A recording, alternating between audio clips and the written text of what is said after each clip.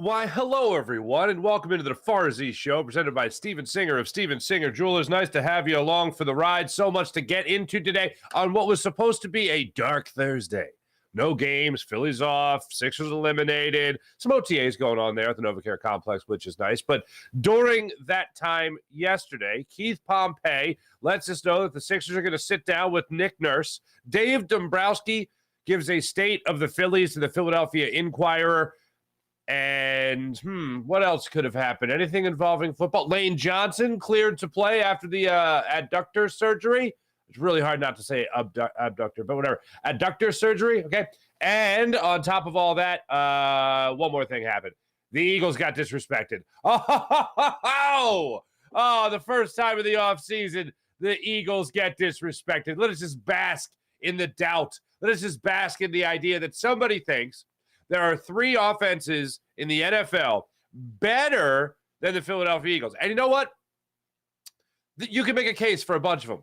But the number one offensive ranking that this guy gives to this particular team is mind-boggling. And we'll get to that a little bit later in the show. Before we really get things underway, I just want to thank the great people of the Michael Barkan Family and Friends Foundation, how great they are having me along for the ride yesterday as part of their annual golf outing. Just seeing so many great faces, so many great people. My friend Amy Fadul has been on the show a number of times. She was out there. Sean Kane, her husband, a producer for Phillies games there, for the Phillies pre- and post there at NBC Sports Philadelphia, called up some old friends there. Ruben Amaro Jr. was out there. Mike Schmidt was out there. Tommy Green, Mickey Morandini, all these great guys were out there yesterday, all these great people. Leslie Goodell was out there.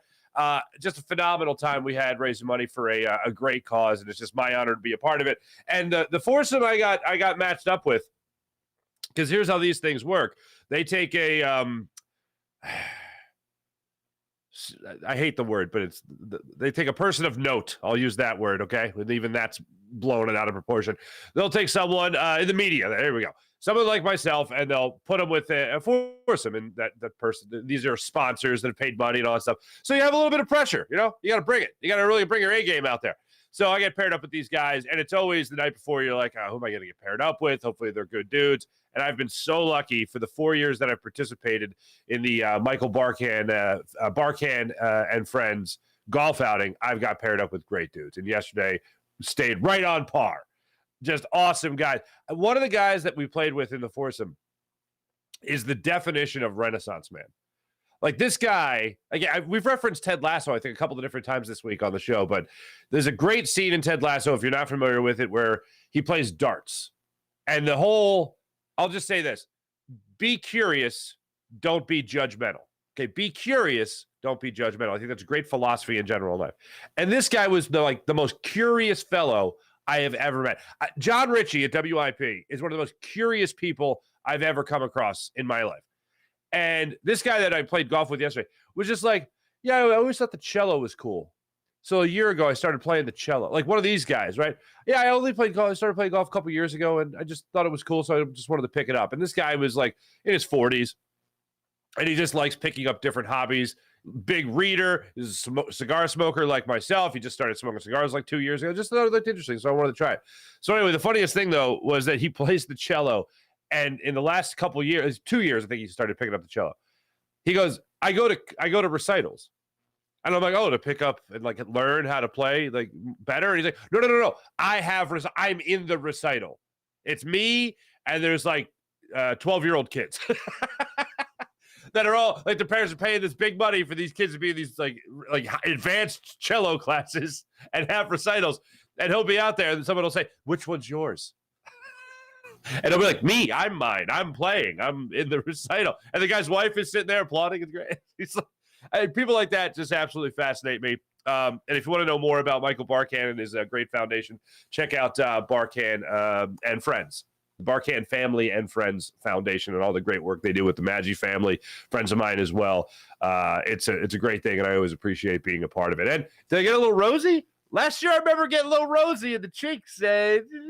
Kissed by the sun. No, it's blending. Thank you, PJ. It's blending. Let's jump into this. Their family and friends of the Farzy Show. How about this little chestnut that was dropped on us yesterday by Keith Pompey, putting it out there.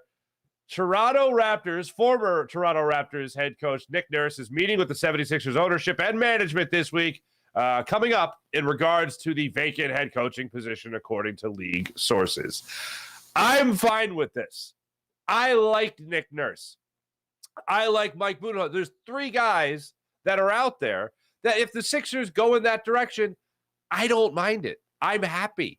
There's three guys. Like we were talking about, leading up to the NFL draft, what names are out there that you would be happy that the Eagles landed at the 10th pick. Who would be the person that would make it? All right, I could do three people. I could see the Eagles taking. I'd be happy.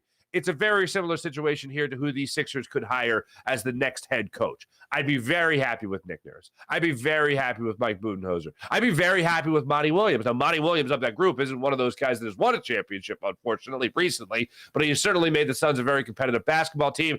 And yes, they did fizzle out in the playoffs this past year. I think if I had to go with a pecking order here, I think I would have to go in the order of Nick Nurse, Budenholzer, and then I'd have to go with Monty Williams. That would be my three. Those would be my three. Sam Cassell, I'm not flipping a table over, but I do think if you're going to make a change with your head coach and you want a different voice, then you got to make it a clean sweep. If you're going to bring in a different coach, that coach has to have his guys. He also has to have a clear path to do whatever he wants with a clean slate. And I think that's a little bit more difficult to do when it's a guy that's been here, whether that be even David Yeager, whether that even be Sam Cassell, whether that even be Dan Burke, whoever it might be.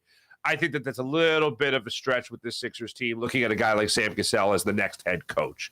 I think you want to bring in somebody who has one, and I know Doc has one, but that was a long time ago. You've been bringing in somebody, whether that be Nick Nurse, whether that be Mike Budenholzer. These are going to be hot names out there in the coaching market, but I would be most happy if it was one of those two guys, Budenholzer or Nurse, coming in here to take over as a Sixers head coach. I do think the fresh philosophy, I think there is a lot to be said for that. And I know that you boil it down to whether or not your stars are going to perform.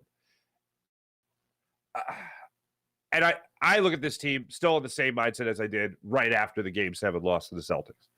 I look at it the same way as I don't expect more from James Harden. I don't expect more from Joel Embiid. Like this is what I expect from them. I expect great regular season numbers, and then I expect to fizzle out in the playoffs. If you do have a head coach out there that can find that next gear, or not even next gear, but just different style that would help this team win and maybe get past that point, then I'm all ears. Because I want to prepare myself, yes, for disappointment, but I also want to prepare myself for the idea that maybe somebody else can crack this code. And maybe everything that I'm expecting to happen in this offseason, maybe it won't happen. Maybe the Sixers do decide to go in a different direction with James Harden. Maybe the Sixers do find a way to get more help for Joel Embiid. Maybe the Sixers do have not just more help for Joel Embiid, but somebody to compete on his same level. Because one of the things I had an issue with going into last year, going into last year's offseason, was not only find more help for Joel Embiid, but find someone that can be there right there with him. Someone to take the workload off of him. And someone else that can carry the Sixers for a certain amount of time if Joel Embiid is missing time during the regular season, or if Joel Embiid is missing more time in the postseason. Find somebody else you can rely on during that time to help carry this team. And during the course of the season, when he's on the court with Joel Embiid, making sure that he doesn't have to drop 30, 35, 40 a night to make sure that this team's still winning. But somebody else that can come in there and drop 30, 35, 40 a night to make sure that this team is still winning. That's what the Sixers need to do in this offseason. I am still under the impression that a couple of things are going to happen. One, obviously, they're going to bring in a new head coach. I'm still under the impression that even though James Harden is going to opt out of his deal, I still think that there's a way that Daryl Morey is going to bring him back to Philadelphia. And I hope that doesn't happen, but I think it's going to happen. A couple of things had to go into this offseason. One was the coach. The other is moving on from James Harden, and the other is bringing somebody in to replace any type of production that James Harden had as a scorer, and then take the scoring to the next level. Because James Harden, as we all know, on a consistent basis, wasn't there. And in the playoffs, throughout his career, has definitely pulled off disappearing acts. He'll go from scoring 40 or 45, and then he'll disappear with 9 points. How the hell does that happen? So somebody else that can come in there and be more consistent. And I would love to say that's Tyrese Maxey stepping up. I just don't see it happening in the near future, unfortunately. I see a now steady growth, but not another huge jump for Tyrese Maxey. So that's what I'm looking at right now with this 76ers team, and that's what I'm expecting going into the offseason. If a couple of these things go right, then I might change my expectation for this Sixers team. But right now, where I'm at is still very much in the doom and gloom. I'll wait with great anticipation to see who the next Sixers head coach is. One of the things we didn't mention during yesterday's show was that Daryl Morey came out and just said, this isn't going to be something that happens quick. We're not going to hire the new coach tomorrow. We're not going to hire the new coach in a week. This is going to be, and he even said, forgive the word, this is going to be a long process. This is not going to be immediate. This is not going to be quick. We're going to take our time here, make sure we do everything right.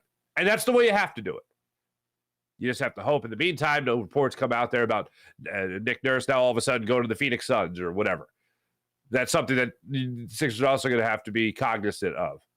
But if you want me to have optimism, I think the first step is finding that new head coach, trying to get a sense of what his philosophy is going to be with and without James Harden, just to prepare for both scenarios.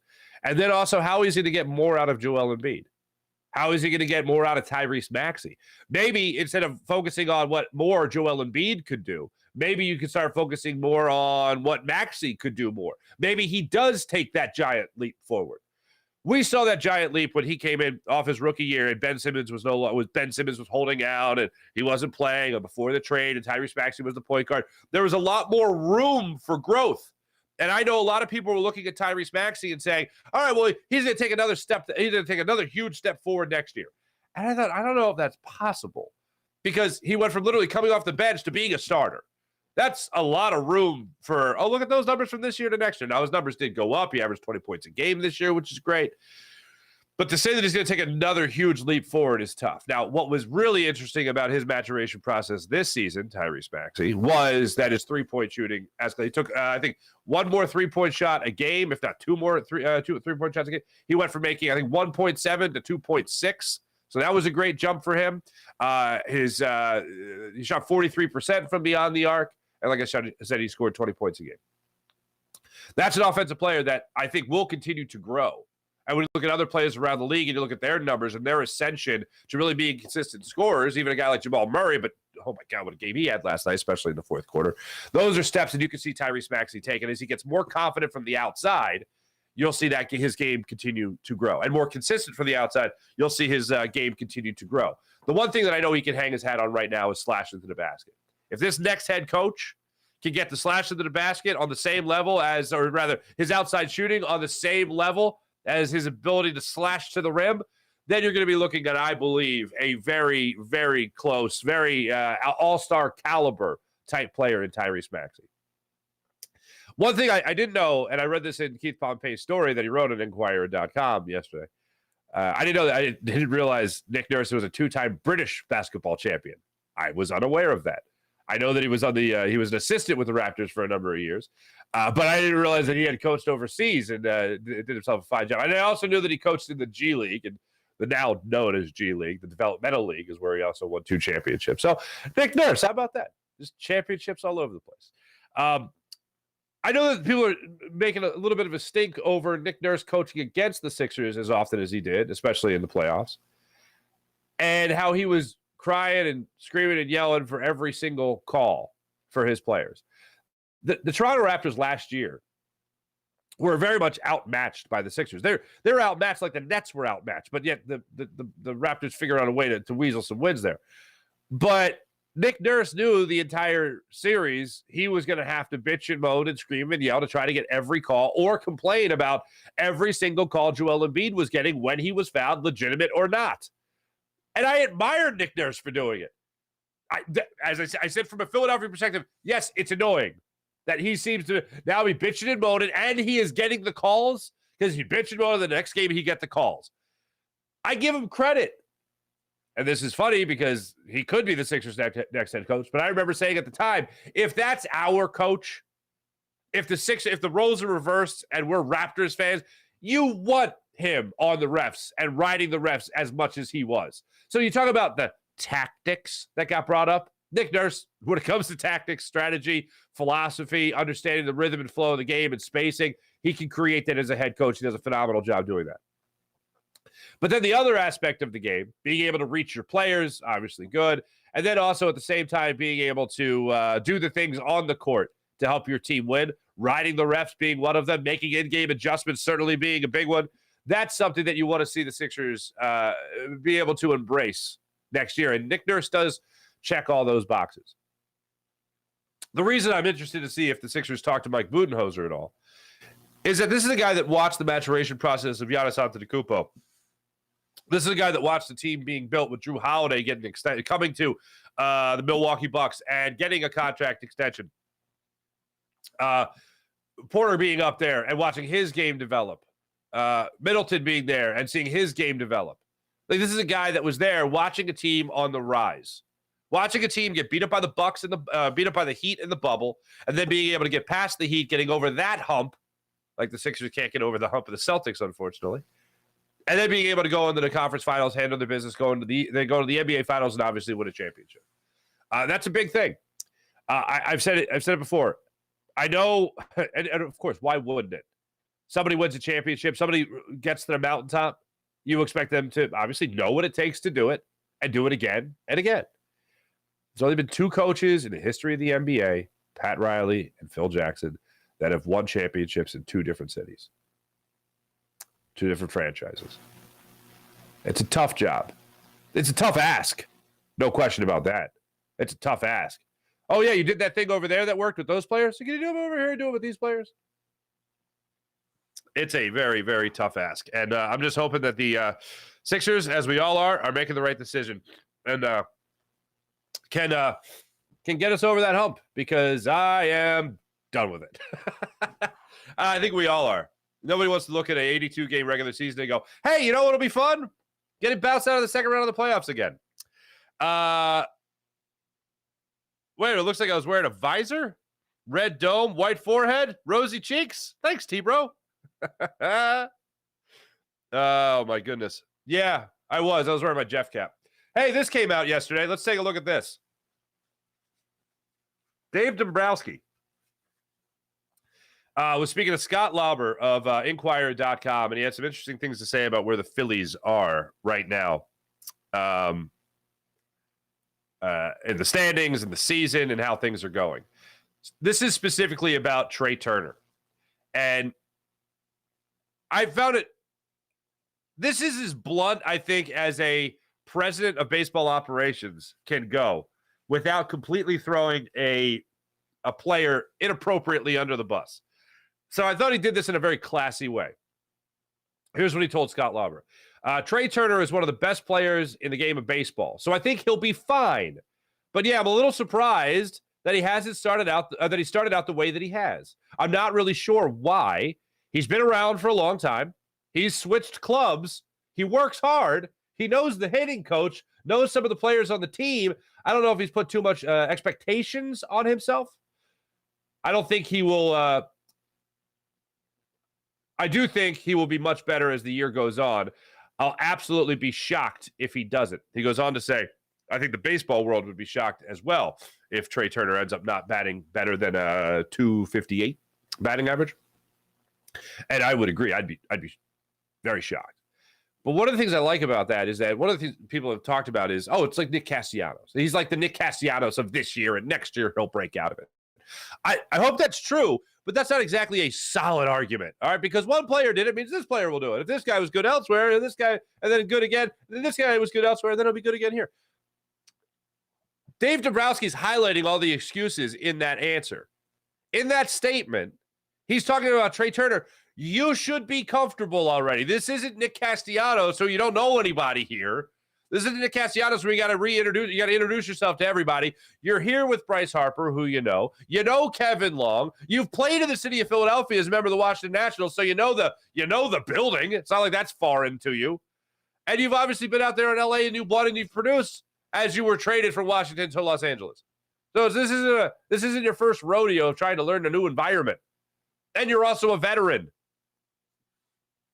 The only thing that makes sense there is the expectations. And when you watch Trey Turner, you're watching a guy that looks like he is pressing. And the excuse, and I know I've harped on this, but I feel like this has opened up a window into the Phillies that is just dangerous. The idea of Trey Turner, and he is swinging and missing at pitches more than almost anybody in baseball. His swing, I love this stat. His chase rate, I believe it's called, has gone up 10% from last year to this year. Meaning he just swinging and missing at pitches more and more. And that's horrible. And when I see that, I see a guy that's pressing. If I'm Kevin Long and you got a pre-existing relationship with Trey Turner, or even your Rob Thompson, I mean, do you listen to a guy like Bryce Harper? Do you say, take it easy, man? Be more selective at the plate. Because I think that would help Trey Turner a lot more than just free swinging up there. Swinging his way out of a slump does not seem like the best possible thing. Looking for consistency at the plate, I don't think you go up there hacking. I think you go up there looking for the pitch to hit. Not, oh, this one's good enough, I'll swing at it. That's where you get into trouble. That's where you get into so many 0-2 counts as Trey Turner has done. And that is very troubling. But I like the idea of Dave Dombrowski being very open and honest and saying, like, look, find me the excuse. What excuse makes sense? He's not familiar with the ballpark. He played a lot of games here as a member of the Washington Nationals. He doesn't know the guys. He knows Bryce Harper. He knows his hitting coach. He should know these guys. That shouldn't be an excuse. Well, he's struggled before. Yeah, he's had struggles before, but he's found his way out of it. Dave Dombrowski is basically saying this is a matter of Trey Turner squeezing the bat too tight, putting too much pressure on himself, having too high expectations. He'll find his way out of it. To speak blindly for a second, I think that a guy like Trey Turner is going to figure it out.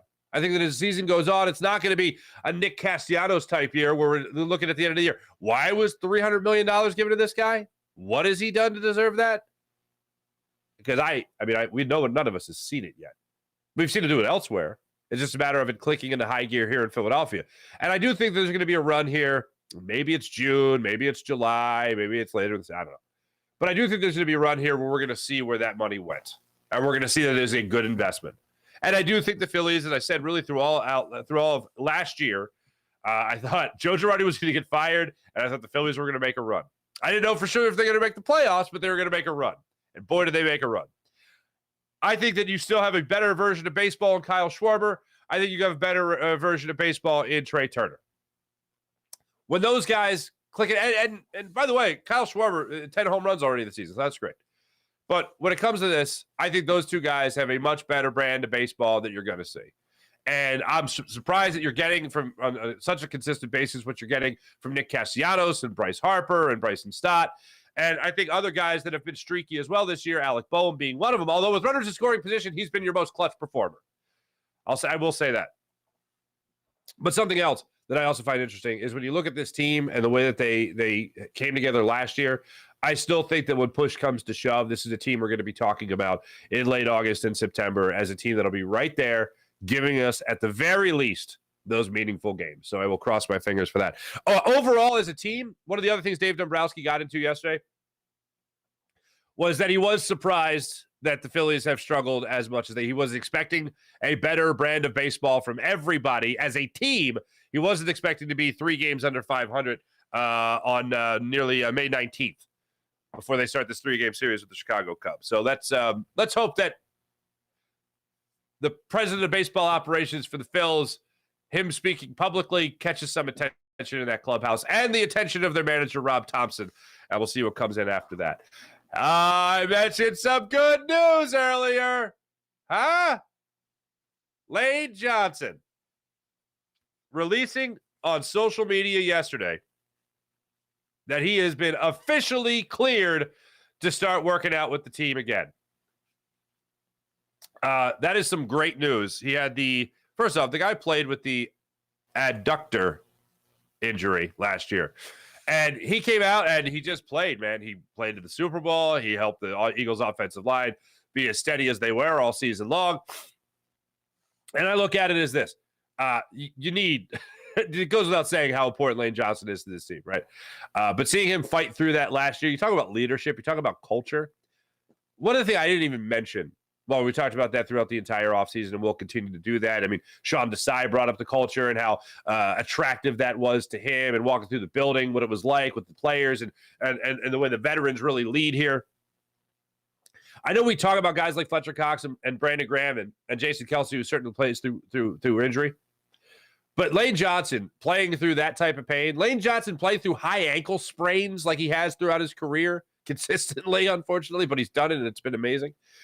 These guys really want to take up for one another. And that's one of the things, seeing the note about Lane Johnson yesterday being cleared to play. One of the things that it reminded me of is we talk a lot about the rah-rah stuff and how these guys are great at pep talks and just great at having each other's backs. What we don't talk about is the ability and the desire to not let anybody else down, especially on that offensive line. That's why Jason Kelsey's playing through so many injuries. That's why you've seen guys like Jordan Mailata fight through injury. That's why you've seen guys like Lane Johnson, most notably, fight through injury. And this is also coming at a good time because I thought it was interesting, and I played it for you yesterday with Jason Kelsey talking about Isaac Seumalo and how much they're going to miss Isaac Seumalo on that offensive line. He almost was too good at honoring Isaac Seumalo's legacy at the guard position here at the Eagles, because he was so good at honoring him and he was building him up so much. I was like, are we going to be okay? Like, he's starting to concern me here. He's so great. We're not going to replace him. Somebody else will be playing that position, but you can't replace Isaac Seumalo. And then he went on. He said glowing things about Cam Jurgens, but he also said, and this is the thing that hasn't been highlighted as much, he's interested to see who's going to be the guy to step up. I thought it was just going to be Cam Jurgens, and that's that. Turns out it's going to be a big fight, going to be a big battle at the right guard spot to see who takes over for Isaac Seumalo. But very interesting thing that I heard from Jason Kelsey yesterday, and then also got me thinking about it again with Lane Johnson coming back from the injury. While I'm speaking about the Eagles here, oh, and one last thing. A.J. Brown addressed the media. Dallas Goedert addressed the media. We talked about Jason Kelsey addressing the media.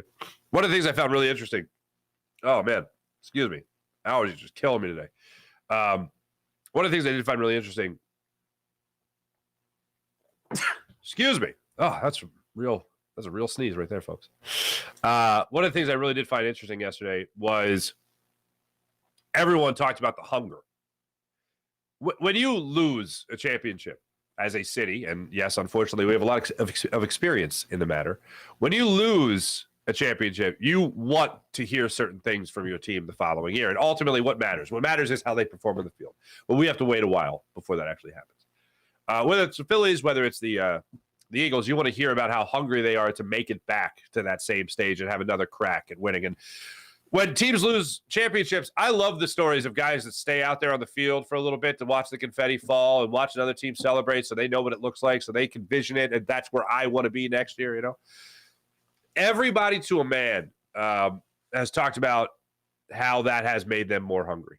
You've heard exactly what you want to hear. Not that anyone's going to come out after a championship and be like, hey, well, we made it to the Super Bowl. We lost, but we made it to the Super Bowl. That was cool. Everyone rested on their laurels. That's not going to happen.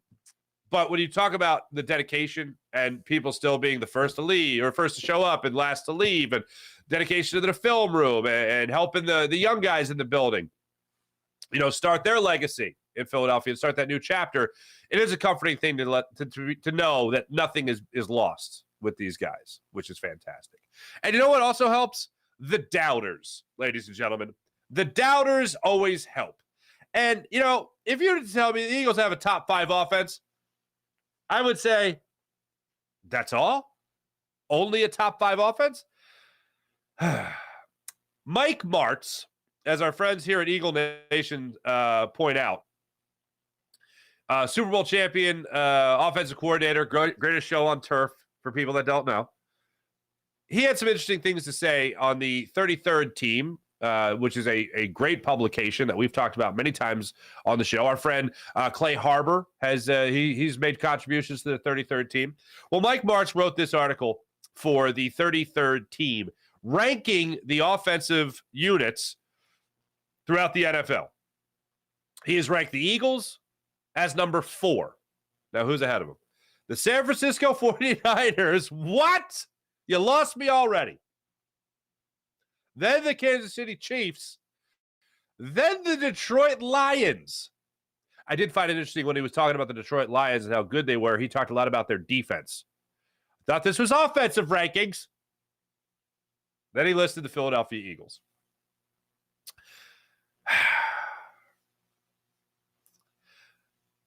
Let the doubters start off early this year, huh? Let the doubters start off early. And I know people will say, no one likes this. We don't care. Well, we kind of care. And you know what's funny about that underdog team? They also cared. They cared mightily because they used that motivation to win a Super Bowl.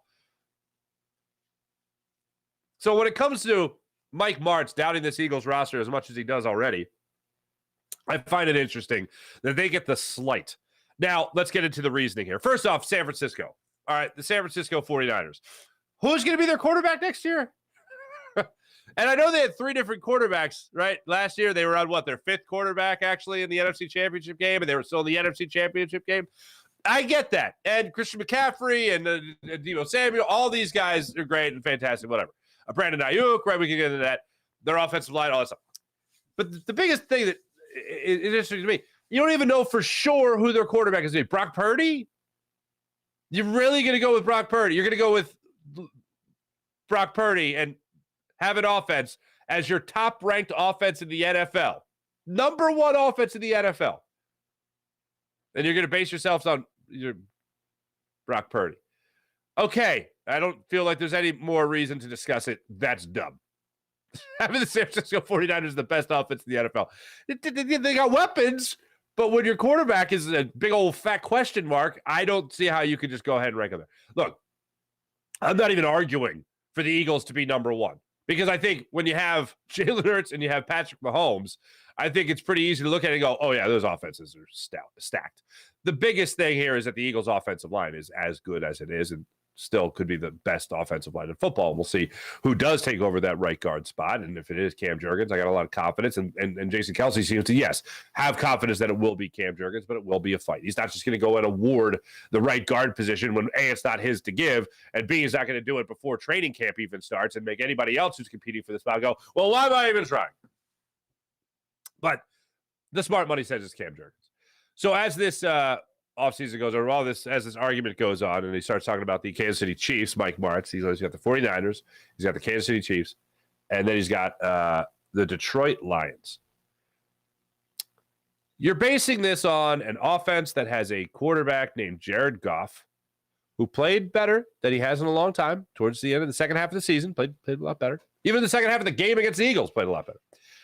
But then also you're basing it on the idea that DeAndre Swift is now a member of the Philadelphia Eagles and Jahmyr Gibbs is going to take their offense to the next level. So you're basing it on Jared Goff and a rookie running back. I'm going to go ahead and pump my brakes on that one too. So you want to put the Kansas City Chiefs ahead of the Eagles? I get it.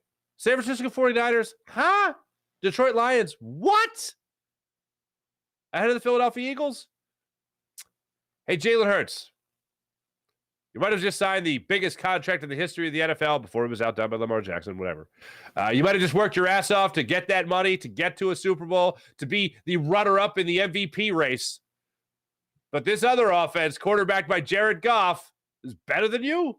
This other offense, quarterbacked by one of 3 different dudes, is better than you. Okay. And this isn't just some... national broadcaster would be like, you know who really sucks? The Eagles.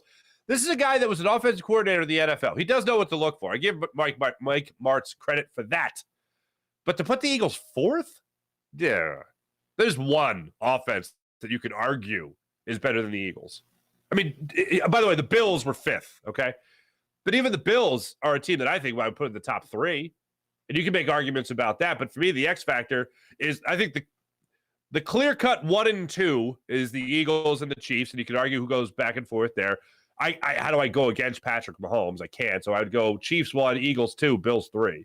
And yes, the other team's got weapons, but you're relying on their quarterbacks? No thanks.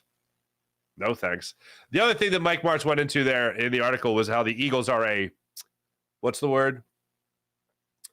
system offense. In the article, he referred to the Eagles' offense as a system offense. Well, first off, everyone's got a system. And second, Jalen Hurts is the system. We got into this argument last year with Micah Parsons. Is it Hurts or is it the team? Well, Hurts kind of is good. You know what? You know, one thing we didn't mention when Hurts signed that big contract, you know who he really needed to thank? Gardner Minshew for being terrible. But I just can't believe after an MVP caliber season, a Super Bowl appearance, his team financially investing in him the way that they did, after the just a flat-out improvement from year one as the start of the year two. And people want to look at this offense in doubt and say this isn't even a top 2 offense. It's top 4, Mike Martz's opinion. That's crazy to me, folks. That just seems crazy. Let the disrespect begin. It's already underway. How about that? Let me tell you about Steven Singer of Steven Singer Jewelers, the other corner of 8th and Walnut, right there on Jewelers Row. For over 40 years, Steven has been in the love business in Philadelphia, helping people get engaged and fall in love, because that's what Steven loves. He loves being in the love business, whether it's the beautiful gold dip roses dipped in beautiful, shimmering 24-karat gold, or it's the dazzling diamonds that wow you every time you walk into the other corner of 8th and Walnut. And here's what Steven likes to promise you: the perfect price. And it's the only jeweler that offers that perfect price. So when you walk in, you can relax, you can feel comfortable about what it is that you're going to buy, because a real jewelry expert's going to treat you like a real family member at the other corner of 8th and Walnut. So do what I do. Trust the man, Steven Singer of Steven Singer Jewelers. One place, one price, home of the perfect price. Online at IHateStevenSinger.com. That's IHateStevenSinger.com. Let me tell you about Manscaped, the leader in below-the-waist grooming. Join 4 million men worldwide who trust Manscaped and their skin-safe technology that allows you to manscape with confidence and comfort. And right now, you get their best hygiene bundle yet, their Platinum Package 4.0. It includes their Lawnmower 4.0 trimmer, as well as their Weed Whacker ear and nose hair trimmer. And yes, comes with skin-safe technology that helps reduce the risk of nicks. So check out Manscaped. Use promo code FARZY for 20% off and free shipping. That's 20% off and free shipping at manscaped.com. How about our friends at Freestone Farm CBD? Freestone Farm CBD, freestonefarmcbd.com. You'll love their tropical tasting Bayox that clocks in at a chart-topping 24.1%. And Super CBD, which is half Hindu, Kush, and 21%. Genetics of these guys are off the charts. So check out Freestone Farm CBD, freestonefarmcbd.com. Use promo code FARZY for 20% off at Freestone Farm CBD, freestonefarmcbd.com. How about the amazing people at PHL Sports Station, Philadelphia Sports Station, enhancing your Philadelphia sports fan experience across all social media and blogs. That's PHLSportsStation.com. Let's get to the chat check and see how you beautiful people are doing on this fine, fine morning. I want to see how everyone's doing. Let's start it off with the Jake Immediate chat. Jason A-Team. Eagles! Nice. Farzy! Thank you, Jason. Flip it over to who do we have over here on our Farzy Show YouTube channel? What's going on? I'm going to just put this thing up one more time so that you guys don't have to watch me relieve myself of my allergies. April, good morning. Nice to see you. April, Farzy in the field from the golf tourney? I don't think I can pull that one off, unfortunately, April. Being that I am now my own private media entity, going to another media entity and getting content out of it, I didn't feel like I would be doing the right thing in that situation.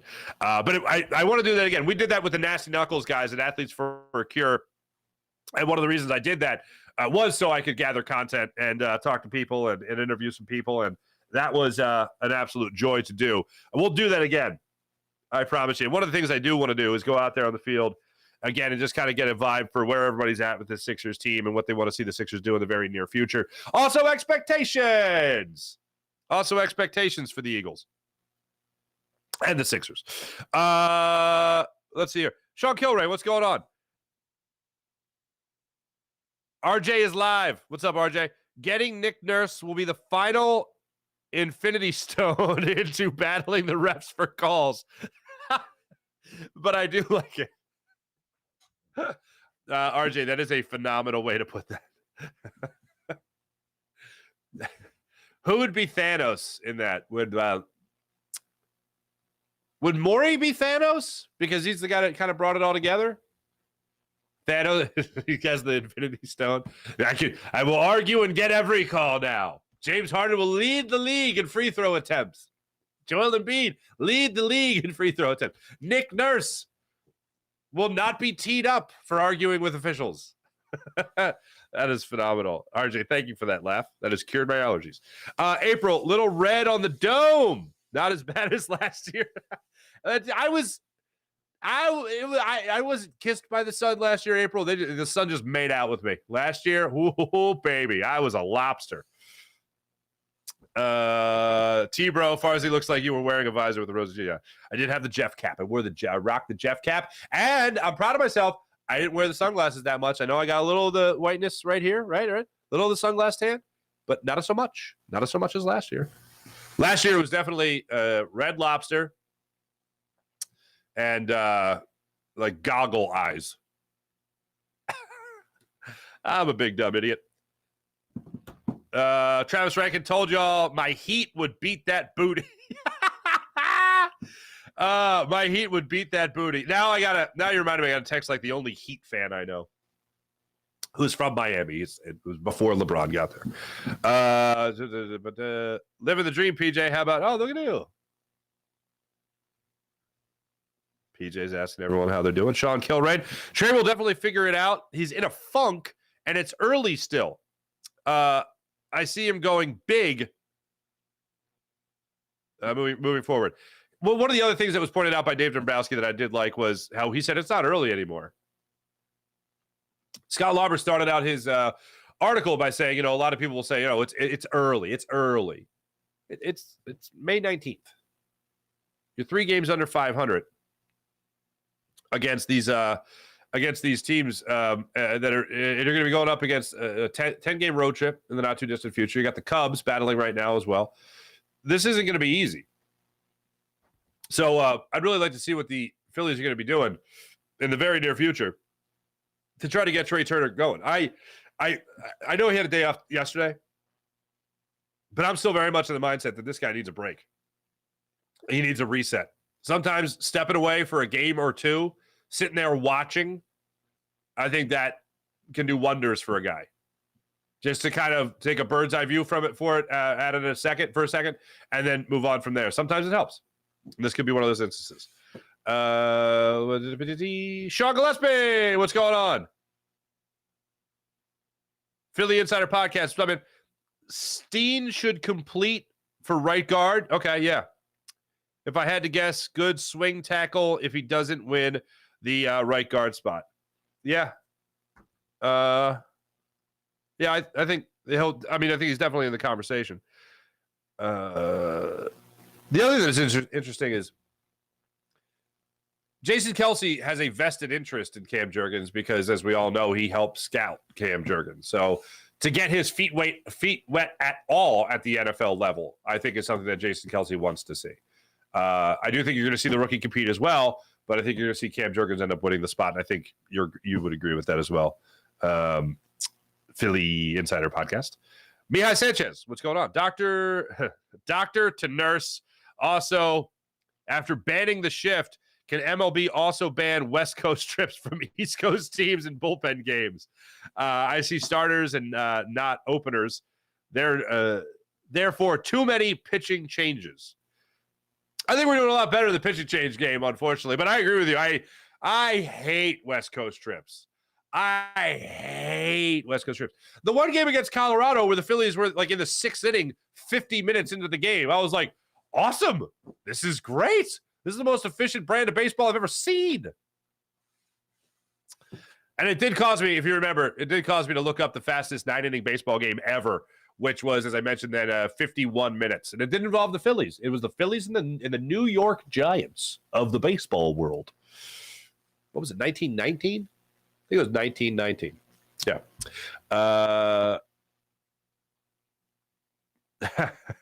Travis Rickett, I believe in this. Yeah, whoever sits between Lane and Kelce will be good regardless. Most likely.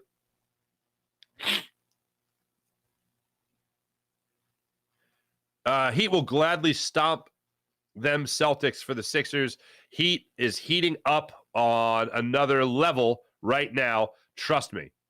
Travis, I trust you. Sean Gillespie, Marks is going the hot take route to be the best whiners, even if they have a quarterback. Detroit? Question mark. Yeah, man, it's crazy. Dan Schwartz. Well, here's the thing with Marks. I think Marks is in a line of thinking like, I did this. I know more than you. And he does. He knows more than me. But if you're ranking teams, I think we could all objectively look at it and go, dude, you're trying to sound too smart. You're going out of your way to ignore the obvious just to try to sound smarter, which I guess you could put it out there as a hot take.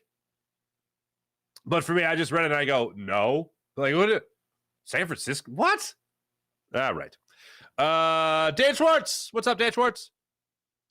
Basketball freedom. Basketball freedom. Strippers making it rain. Tons of scoring in bed. That's what in parentheses. And being able to do whatever the bleep I want to with no consequences while not having to give effort on the court. Hey, Dan Schwartz, I never asked you that question. Are you related to Jim Schwartz? Armando, what's up, Armando? You know something when the Sixers lost the 7th game. Fair enough. I just use a regular save, y'all. It works every time. What? Travis? I see it. Jeff, what's up, Jeff? Jeff says, could the Sixers be replacing a doc for a nurse? Bring him here.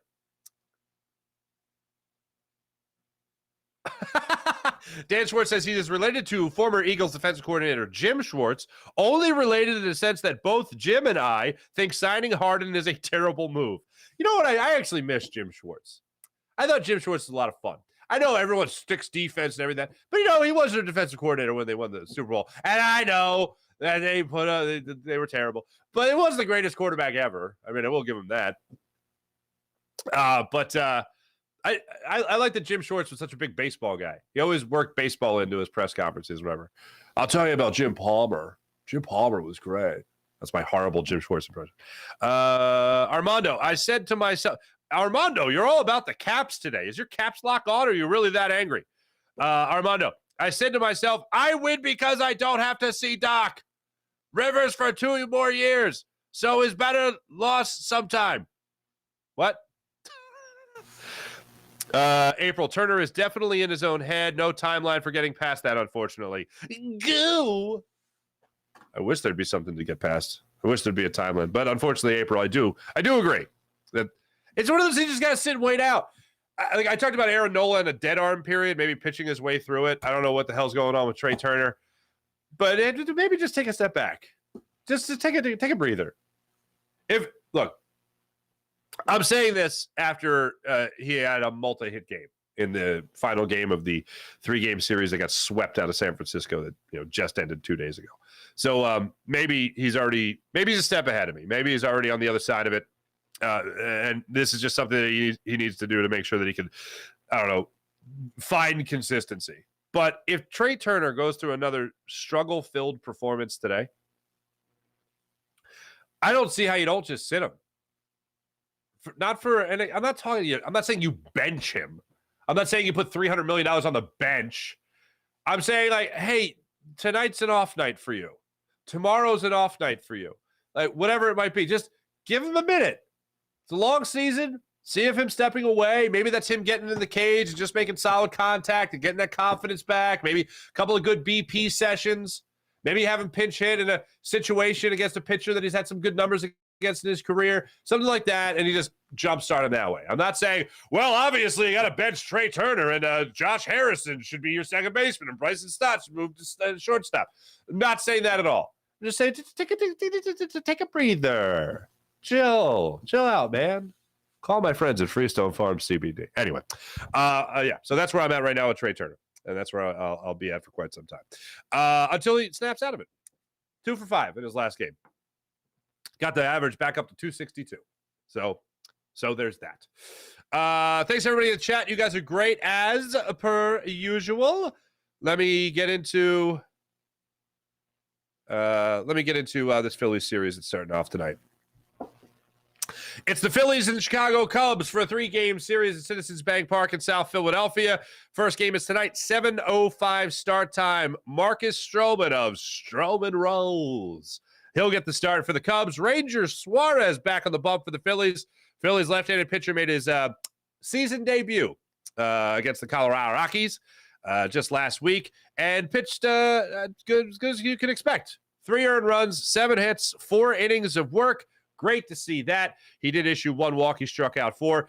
One thing I did take away from Ranger Suarez's last start, his slider was looking crisp. He struggled with the curveball, struggled locating that. But one of the really interesting things, I loved watching this. First couple innings, he was no control over his curveball. It was sailing out of his hand. And that had me a little concerned that he was going to try to locate that and he was going to hang one and it was going to get belted. That did not happen. And then as the game went on, especially in that 4th inning, you saw Ranger Suarez really start to locate that curveball, and he even got a couple of swings and misses, got a couple of strikeouts on it as well. And I thought, wow, what a difference a couple of innings makes for this guy. I got some big expectations for Ranger Suarez tonight. I'm going to say Ranger Suarez tonight gives you 6 innings of, I'm going to go 2-run baseball. Better than a quality start. I'm going to say he gives you 6 innings tonight, gives the bullpen a little bit of a break. The only reason I don't say he goes longer is because the Phillies are still in the process of stretching him out. Forget his pitch total. He went 72 pitches. So I think the goal was to get him to around 75, and they cut it off at 72. They didn't want him to have one more up down. Anyway, so they got him out at that point. Plus, if you pitch one morning, you're going to go over 75. But anyway, not the point. So they're still in the process of stretching him out. So I still say 6 innings, 2-run baseball. I think that's what we see tonight. As for his opponent this evening, once again, Marcus Stroman of Stroman Rolls. I can't say his name without saying that. Rest in peace, Harry Callis. Marcus Stroman is coming off a really rough outing. His worst of the season. So he'll be looking for a get-right game, if you will. But in his last start, it was against the Minnesota Twins. It was a 16-3 loss. He allowed 6 runs, all of them earned on 7 hits, a home run, 2 walks in just 2 2/3. So that was no bueno. No bueno for him. But the Phillies will be back at it tonight, 7:05 South Philly. They'll start this nice little homestand here before going out on the road. Going out on the road for a 10-game road trip that just feels like it is right around the corner. And why is it right around the corner? Because it is. By the way, I wanted to get to the Cubs. Yeah, the Phillies have a 6-game homestand here, 3 with Chicago, 3 with Arizona, then 4 in Atlanta, 3 in New York, 3 in Washington. Pots and pans. Pots and pans. Cubs coming to town 19-24 on the regular season. So that's where we're at with all things baseball. Thanks for watching. Thanks for listening. You guys are great as per usual. Very eager to see what's coming about over the weekend when it comes to the Sixers head coaching search. Any more rumors or reports about who else they're going to sit down with after they sit down with Nick Nurse? Perhaps Nick Nurse also. Perhaps Nick Nurse is the guy that they want, and they've wanted the whole time.